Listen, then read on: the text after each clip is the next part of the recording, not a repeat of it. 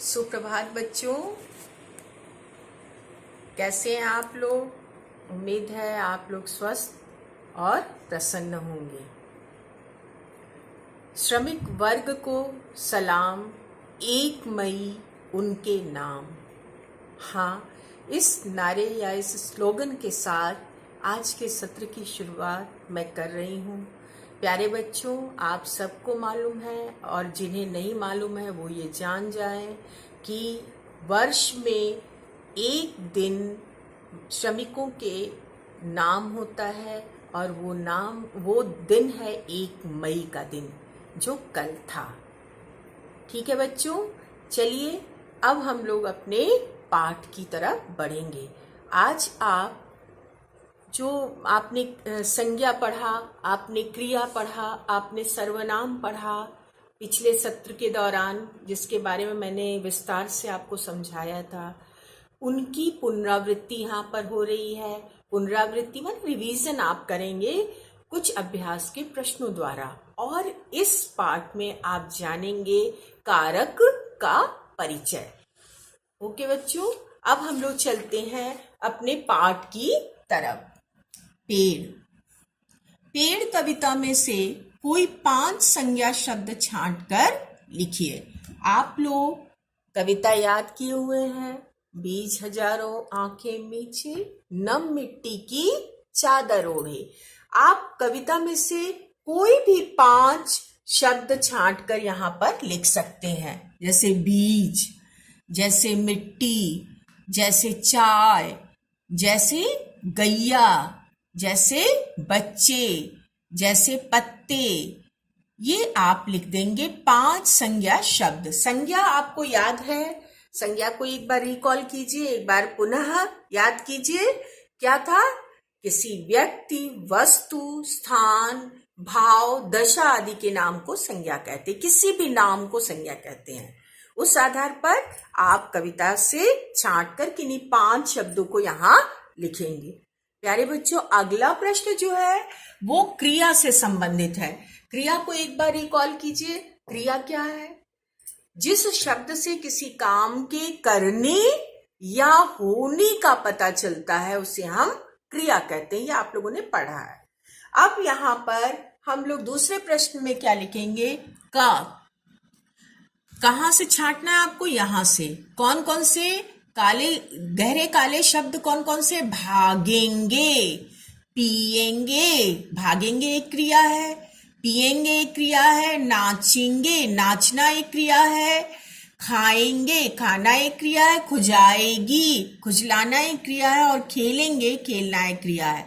आप लोगों को इन्हीं ऊपर की पंक्तियों में जो गाढ़े काले रंग के शब्द हैं उन्हें यहाँ पर लिख देना है और ये जानना है कि ये कैसे शब्द हैं। मैंने अभी आपको बताया कि ये क्रिया शब्द हैं, काम वाले शब्द, माने जिन शब्दों से काम होने का पता चले। ठीक है? जैसे कलम, तो कलम क्या है? ये संज्ञा है। ठीक है? और अगर हम कहें कलम से लिखती हूं, तो यहाँ पर काम वाला शब्द क्या हो गया? लिखना। आ रही बात समझ में? सबके समझ में आया? अब चलिए हम लोग अगले पेज की तरफ चलें। इतनी बात आप समझ गए होंगे। अगला पेज है, नीचे दिए गए चित्रों के आधार पर वाक्य लिखिए और क्रिया शब्दों पर घेरा लगाइए। वाक्य आप क्या लिख सकते हैं? आसमान में पतंग उड़ रही है, या पतंग आसमान में उड़ रही है। अब इस वाक्य में जो हमने बनाया कि आसमान में पतंग उड़ रही है, में उड़ना क्रिया है। ठीक है? तो आप उड़ रही है पर घेरा लगाएंगे। अब दूसरा, इस चित्र को देखकर आपको क्या दृश्य नजर आ रहा है? कि बारिश हो रही है और कोई रेन कोट पहने, छाता पहने जा रहा है। तो आप यहां पर क्या लिखेंगे? बारिश हो रही है। ठीक है? अब बारिश हो रही है में बारिश हो रही पर आप चिन्ह लगाएंगे। और तीसरे में आप क्या लगाएंगे? किसान खेत जोत रहा है। यहाँ पर खेत को ही ना जोत रहा है बैल और हल के माध्यम से, तो यहाँ पर जोतना क्रिया है, तो जोत रहा है, इस पे आप घेरा लगाएंगे। ओके? अब चलिए हम लोग नीचे चलें। सर्वनाम बच्चों, सर्वनाम आपने अभी संज्ञा से एक रिवीजन किया, पुनरावृत्ति की, सर्वनाम क्रिया से पुनरावृत्ति की। अब सर्वनाम, सर्वनाम भी मैं आपको पढ़ा चुकी हूँ। सर्वनाम के 6 भेद जो मैंने गोला बना करके आपके लिए प्रस्तुत किया था। तो आप सर्वनाम से अब प्रश्न करने जा रहे हैं, उसकी एक बार फिर से पुनरावृत्ति करने जा रहे हैं। सर्वनाम की परिभाषा मैंने क्या बताई थी? जो शब्द संज्ञा के स्थान पर प्रयुक्त होते हैं या लिखे अथवा बोले जाते हैं, उन्हें हम सर्वनाम कहते हैं। अब चलिए हम लोग नीचे दिए गए पहेली में से सर्वनाम शब्द छांट कर लिखेंगे। ये एक वर्ग पहेली है। वर्ग पहेली में पहला शब्द क्या आप लगा सकते हैं? मैं। ठीक है, मैं पर आप घेरा लगाएंगे, फिर तुम्हें, तुम्हें पर घेरा लगाएंगे और यहां क्रम से लिखते जाएंगे, मैं, तुम्हें। फिर वे पर घेरा लगाएंगे और वे यहां लिखेंगे, और फिर तुम पर घेरा लगाएंगे, तुम यहां लिखेंगे, और फिर उसके बाद मुझे पर घेरा लगाएंगे और मुझे यहां लिखेंगे। फिर तू शब्द का प्रयोग अब नहीं होता, लेकिन यहां पर दिया हुआ है, बहुत रेयरली, कम लोग प्रयोग करते हैं, लेकिन आप लिखेंगे तू। अब यहां पर तू पर लगाएंगे, फिर यह यहां पर लगाएंगे, यह शब्द है। इतनी बात समझ में आई? और फिर अंत में उस यहां पर लिखेंगे। तो हमने क्या क्या छांटा बच्चों? मैं, वे, तुम, तुम्हें, मुझे, तू, यह, उस। इतनी बात समझ में आई? अब आप लोग अगले प्रश्न की ओर बढ़िए कि एक वचन और बहुवचन। मैंने आपको बताया था, जिस शब्द से किसी चीज के एक होने का पता चले वो एक वचन, जिस शब्द से किसी के उस चीज के एक से अधिक होने का पता चले वो बहुवचन। यहां पर आपको जो शब्द एक वचन में है उन्हें आपको बहुवचन में बदलना, और जो शब्द बहुवचन में है उन्हें एक वचन में लिखना है। प्यारे बच्चों देखिए, जैसे यहां पर चादर, चादर में आप क्या लिख सकते हैं? चादरें। फिर आंखें, देखिए चादर एक वचन था तो इसको आपने बहुवचन में किया। अब आंखें बहुवचन में पहले से हैं तो आप इसका एक वचन लिखेंगे। क्या लिखेंगे? आंख।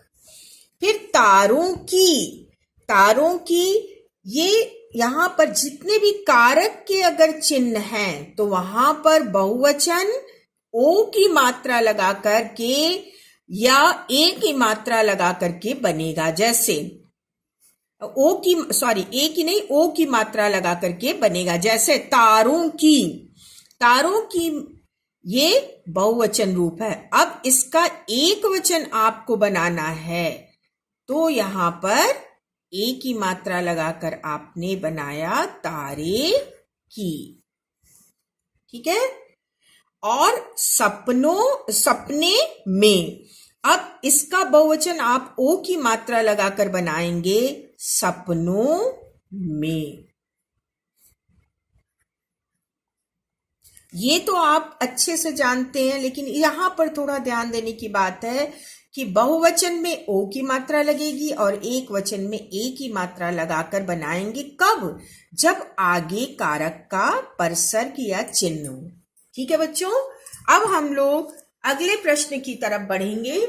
चलिए हम लोग यहां पर आते हैं। नीचे दिए गए शब्दों के विपरीत अर्थ या उल्टे अर्थ या विलोम शब्द छांट कर लिखने हैं। कहां से छांट कर लिखने हैं? ये एक बॉक्स बना है। क्या क्या शब्द है? कुरूप, धूप, पुरानी, शुष्क। आपको सुंदर का विलोम शब्द कुरूप या विपरीतार्थी शब्द कुरूप माने जो सुंदर नहीं हो। फिर उसके बाद नई का पुरानी। फिर नम माने आर्द्र या गीला, जो जिसमें नमी हो। ठीक है, गीला मतलब बिल्कुल गीला नहीं, जिसमें नमी का अंश हो। तो नम का क्या होगा? शुष्क। शुष्क माने सूखा। ठीक है बच्चों, तो नम का आप सूखा लिखेंगे तो सही नहीं होगा। नम का एग्जैक्ट यही शब्द लिखना होगा, शुष्क। छांव, छांव माने छाया। छांव का क्या उल्टा होगा? धूप। तो हमने क्या सीखा? सुंदर का कुरूप, नई का पुरानी, नम का शुष्क और छांव का धूप। ये बॉक्स के शब्द आपको एग्जाम में नहीं मिलेंगे, इसलिए इन्हें आप याद करिए। सबका विलोम शब्द आपके जबान पर होना चाहिए। बच्चों, इतनी बात समझ में आई? ये आप लोग ने विपरीतार्थी शब्द का काम कर लिया, और अब आप पर्यायवाची शब्द का या समानार्थी शब्द के काम करेंगे। यहां पर आपको दिए गए शब्दों के पर्यायवाची शब्द पर घेरा लगाना है। एक उसमें ऑड वन आउट है या एक उसमें पर्यायवाची शब्द नहीं है, उसे छोड़कर बाकी पर्यायवाची शब्द पर आपको घेरा लगाना है। तो चलिए बच्चों, हम लोग आगे बढ़े। घर, घर का पर्यायवाची शब्द है मकान और गृह और भवन, लेकिन कानन नहीं है, तो आप मकान पे लगाएंगे, गृह पे लगाएंगे और भवन पर लगाएंगे, कानन पर नहीं। आप बोलेंगे मैम कानन क्या है? कानन माने वन। ठीक है, अब पक्षी, पक्षी का में खग है, चिड़िया है, पंछी, इन तीनों पे आप घेरा लगाएंगे, सरिता पर नहीं। सरिता का अर्थ क्या है? नदी। पेड़, पेड़ में आप वृक्ष पे लगाएंगे, तरु पर लगाएंगे और पादप पे लगाएंगे। वृक्ष माने पेड़, तरु माने पेड़, पादप माने भी पेड़। और सुमन, सुमन माने फूल, तो फूल इसमें ऑड वन आउट है, इसमें अलग है, तो इसको छोड़ देंगे। धरती, जमीन, जमीन, धरा और भूमि, ये धरती के पर्याय हैं, पर्यायवाची शब्द हैं, लेकिन पाताल नहीं, तो पाताल को छोड़ देंगे। आंख, आंख में चक्षु, नेत्र, नयन, ये तीनों धरती के पर्यायवाची शब्द हैं, किंतु अंबु नहीं। अंबु माने जल। प्यारे बच्चों, आइए हम लोग किताब में यहां पर लगाते हैं। घर का मकान, गृह, भवन, कानन माने जंगल। ठीक है, इसको छोड़ दिया। पक्षी में खग, चिड़िया, पंछी, सरिता छोड़ दिया, सरिता माने नदी। पेड़ में वृक्ष, तरु, पादप, सुमन, सुमन छोड़ दिया, सुमन माने फूल। धरती में जमीन, धरा, भूमि, पाताल छोड़ दिया। ठीक है, पाताल माने जमीन नहीं।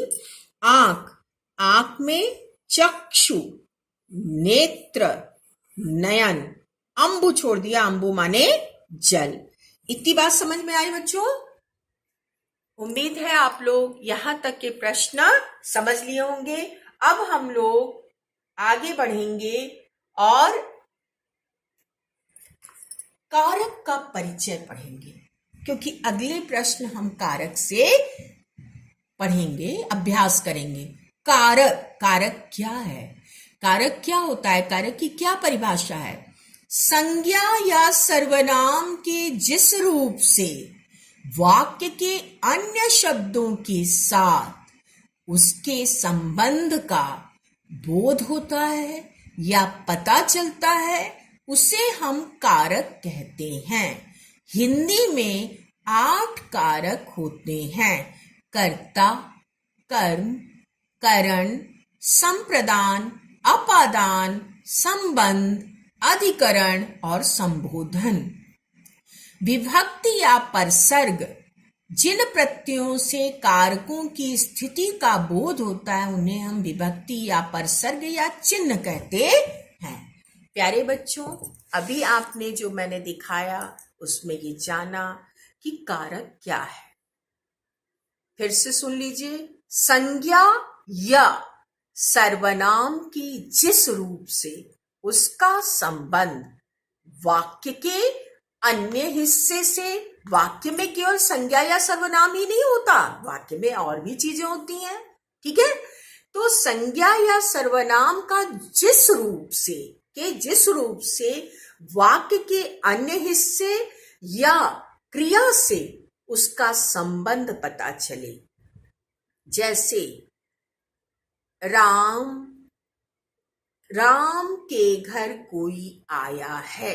यहां पर राम घर कोई आया है, वाक्य अटपटा लग रहा है, आपका संबंध जुड़ता हुआ नहीं नजर आ रहा, लेकिन जैसे ही हम के लगाए तो यहां पर पूरा वाक्य समझ में आ रहा है, राम के घर कोई आया। तो राम संज्ञा या सर्वनाम का संबंध वाक्य के अन्य हिस्से से जुड़ा। इतनी बात सबकी समझ में आई। और ये ही कारक होते हैं।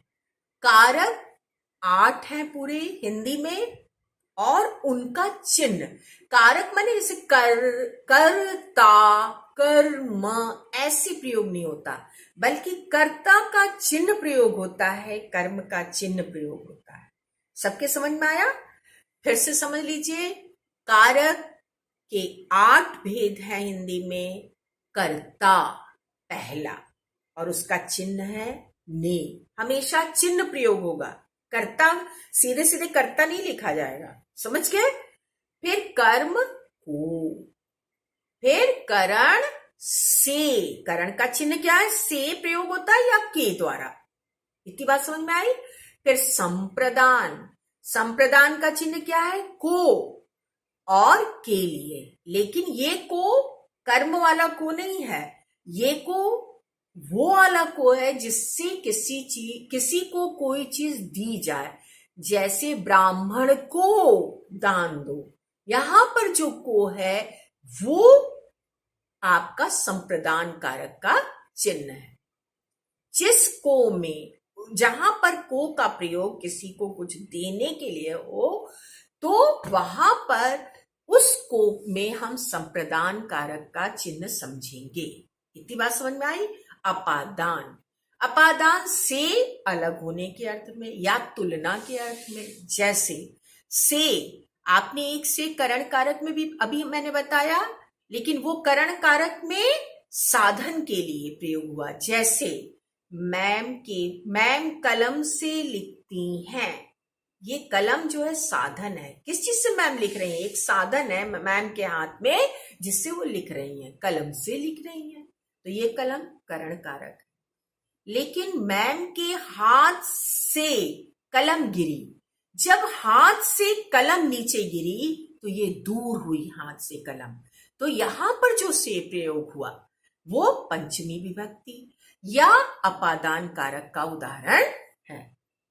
से जब तुलना के अर्थ में प्रयोग किया जाए तब भी अपादान कारक, तुलना।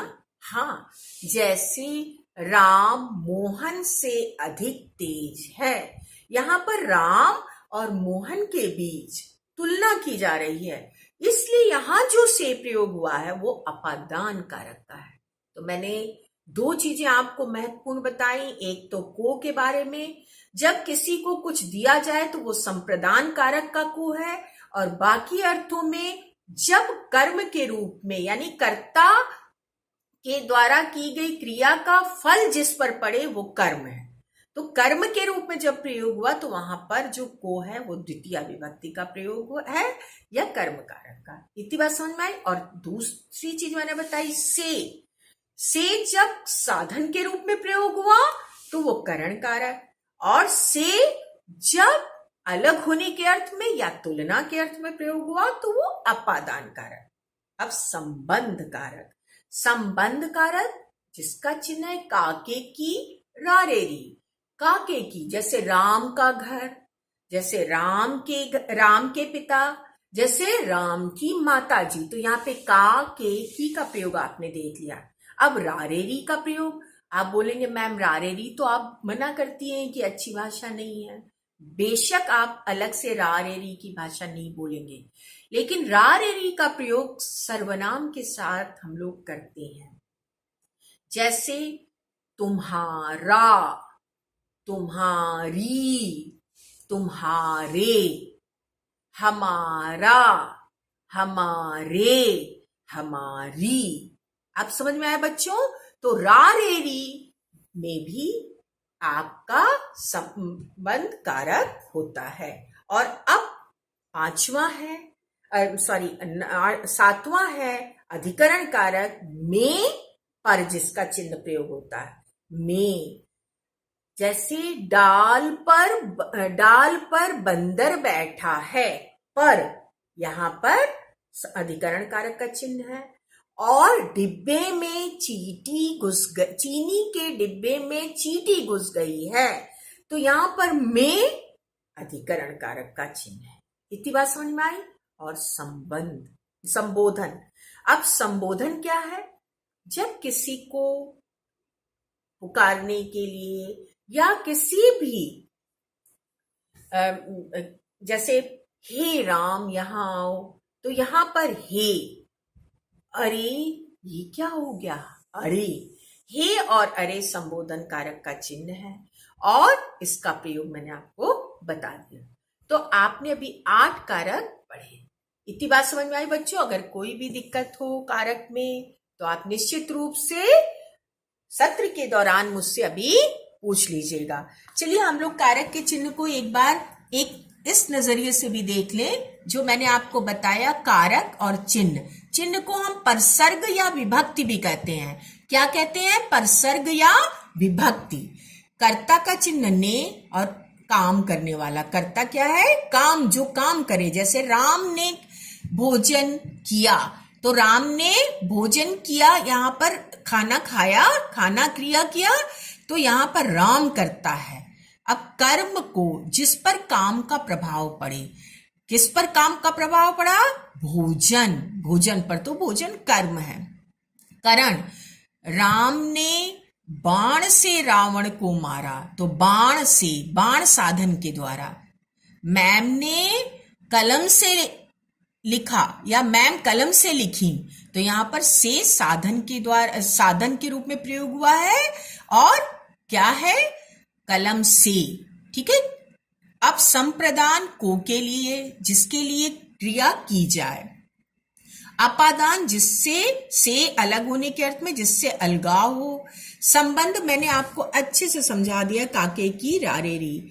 अन्य पदों से संबंध, जब अन्य पदों से संबंध हो रहा हो तो यहां पर। अधिकरण में पर क्रिया का आधार, जहां पर क्रिया हो रही है, जैसे डाल पर बंदर है तो वहां पर आधार बन रहा है। और में, डिब्बे में। संबोधन हे, अरे, अजी, किसी को पुकारना या बुलाना। इतनी बात समझ में आई बच्चों? तो अब हम लोग कारक समझ लिए। अब हम लोग अगले प्रश्न की तरफ बढ़ेंगे और अगला प्रश्न है, आप लोग देखिए, नीचे दिए गए वाक्यों को पढ़िए और लिखिए कि काम, पहले आप इसके पहले वो आप समझ लीजिए कि यहाँ पे क्या लिखा है। नीचे दिए गए वाक्यों को पढ़िए। पंछी घर को लौटेंगे, यहाँ पर को चिन्ह, अभी मैंने बताया किसका चिन्ह है? ये कर्म का। अपने बिस्तर में चिन्ह किसका है? अधिकरण कारक का। धरती के किसका चिन्ह है? संबंध कारक का। रोशनदानों से चिन्ह किसका है? आप करण कारक का। इन वाक्यों में संज्ञा शब्द का क्रिया से संबंध बताने के लिए कुछ चिन्हों जैसे को, में, के, से का प्रयोग किया जाता है। इन्हें हम परसर्ग या कारक के चिन्ह कहते हैं। बच्चों, आप लोगों को जो चीज मैंने अभी बताई वही चीज यहाँ पर लिखी हुई है। आप फिर से उस चीज को जाने आगे।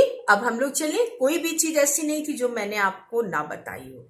चलिए हम लोग अब अगले पेज में चलते हैं। नीचे दिए गए वाक्यों को पढ़िए और लिखिए कि काम को कौन कर रहा है। काम को कौन कर रहा है? बच्चे छांव में खेलेंगे। खेलना क्रिया है। क्या काम है? खेल रहे हैं। क्रिया क्या हो रही है? खेलना। और इसको कौन कर रहा है? बच्चे।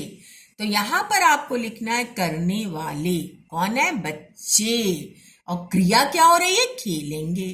ठीक है।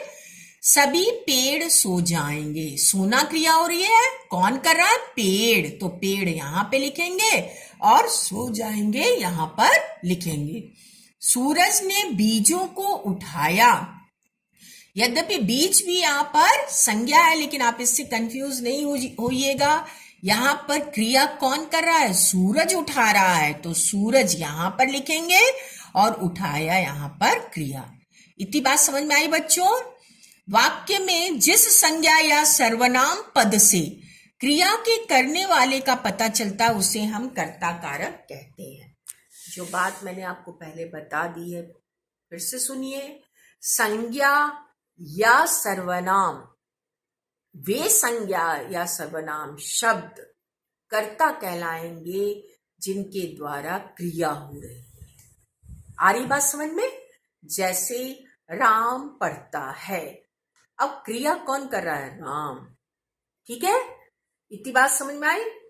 राम ने सोहन को उत्तर बताया, यहां पर कौन क्रिया किया? राम। तो राम करता है, सोहन नहीं। राम ने सोहन को उत्तर बताया। इतनी बात समझ में आई? तो राम करता हुआ और बताना क्रिया। ठीक है बच्चों, चलिए अब हम लोग अगली तरफ चलें। पहले वाक्य में बच्चे खेलने का काम कर रहे हैं। यहाँ पर खेलने का काम वही जो मैं आपको बता चुकी हूँ, ध्यान से देख लीजिए। दूसरे वाक्य में पेड़ सोने का काम कर रहे हैं, सोना क्रिया, पेड़ हाँ सोने का क्रिया। तीसरे वाक्य में सूरज बीजों को उठाने का काम कर रहा है, इसलिए बच्चे पेड़ सूरज कर्ता कारक है, जो मैं पहले आपको बता चुकी हूँ। सूरज में कर्ता कारक के साथ ने का प्रयोग हुआ है, लेकिन कर्ता कारक जो कि कर्ता कारक का चिन्ह मैं आपको बता चुकी हूं, कर्ता ने, कर्ता का चिन्ह क्या है? ने।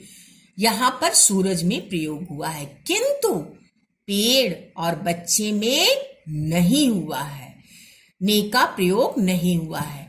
ऐसा बहुत बार होता है कि कर्ता का चिन्ह ने सामने दिखता है और कई बार नहीं दिखता।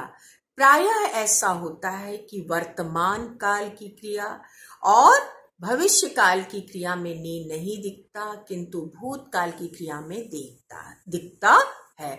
जैसे राम ने भोजन किया, यहां पर ने दिख रहा है, लेकिन राम खाएगा, राम खा रहा है, यहां पर कर्ता का ने चिन्ह आपको नहीं दिख रहा। आ रही बात समझ में बच्चों? फिर से समझ लीजिए। अक्सर ऐसा होता है कि यदि भूतकाल की क्रिया है तो कर्ता के साथ ने का चिन्ह दिखता है, किंतु यदि क्रिया भविष्य काल की या वर्तमान काल की है तो कर्ता के साथ ने चिन्ह नहीं दिखता। जैसे सीता पढ़ रही है, सीता पढ़ रही है लेकिन है सीता ने, सीता कर्ता और उसका चिन्ह ने है, लेकिन वो लुप्त है, छिपा हुआ है। फिर सीता पढ़ेगी, सीता करता है, ने वहां पे है लेकिन वो छिपा हुआ है, दिख नहीं रहा है, और पढ़ना क्रिया है सीता में भी। लेकिन सीता ने पढ़ाई की, यहां पर सीता ने भूतकाल की क्रिया थी तो दिख रहा है। इतनी बात समझ आई बच्चों? चलिए अब हम लोग आगे चलते हैं। नीचे दी गए वाक्यों में कर्ता कारक के नीचे रेखा खींचिए। अब मुझे लगता है कि बताने की जरूरत आपको नहीं पड़ेगी, अब आप लोग फटाफट लगाना शुरू कर दिए होंगे। आप ही जरा बताइए तो क्या है इसमें कर्ता कारक? हवा। दूसरे में पंछी, घर से कंफ्यूज मत होइएगा, पंछी लौटेंगे, ठीक है, पंछी। फिर गैया, कौन पीठ को जाएगी? गैया। फिर कौन चमकेगा? चंदा। फिर बच्चे छांव में खेलेंगे, कौन खेलेंगे? बच्चे। तो बच्चों क्या था इसमें कर्ता कारक? हवा, पंछी, गैया, चंदा, बच्चे। लेकिन इसमें एक में आपको चिन्ह दिखा, ने। किसमें दिखा? जो भूतकाल की क्रिया थी, खुजाई, गैया ने पीठ खुजाई। आ रही बात समझ में? तो इस तरह से आपने कारक को भली भांति समझ लिया और जान लिया। अब हम लोग अगले पृष्ठ की ओर चलेंगे, जो आज का आपका गृह कार्य है। गृह कार्य क्या है बच्चों? ध्यान से देखिए। हमारे जीवन में पेड़ों के महत्व के बारे में बताते हुए एक अनुच्छेद लिखना है। जब मैंने आपको भाषा माधुरी में पेड़ कविता पढ़ाई थी तो आपको पहले ही मैंने पेड़ हमारे मित्र इस विषय पर एक अनुच्छेद लिखने को दिया था। आप लोगों ने भली भांति जाना था कि अनुच्छेद लेखन की क्या प्रक्रिया है। फिर से एक बार जान लीजिए कि अनुच्छेद एक ही अनुच्छेद में शुरू से अंत तक लिखे जाते हैं। अनुच्छेद परिवर्तित नहीं करना होता, ठीक है। शुरू की एक दो पंक्तियों में विषय की भूमिका या प्रस्तावना, बीच में विषय विस्तार और अंत में उपसंहार या निष्कर्ष या कंक्लूजन, ठीक है बच्चों। तो इस क्रम में आप अनुच्छेद को लिखिएगा और पेड़ का महत्व ये आपका विषय है। सुंदर सुंदर लिखिएगा, कम से कम 10-12 पंक्ति जरूर होनी चाहिए। और पेड़ तो ऐसा विषय है जिसे आप बहुत दिन से पढ़ रहे हैं, 4-5 दिन से पढ़ रहे हैं, और पेड़ आपके आसपास है। आप खूब अच्छा लिख लेंगे, मुझे विश्वास है। जो जितना अच्छा लिखेगा मुझे उतनी ही खुशी होगी। आपका यही पुरस्कार है मेरी तरफ से कि मैं बहुत खुश हूं आपसे कि आप खूब अच्छा लिख सकें। धन्यवाद बच्चों। आज का सत्र यहीं समाप्त होता है। खुश रहिए, स्वस्थ रहिए, प्रसन्न रहिए।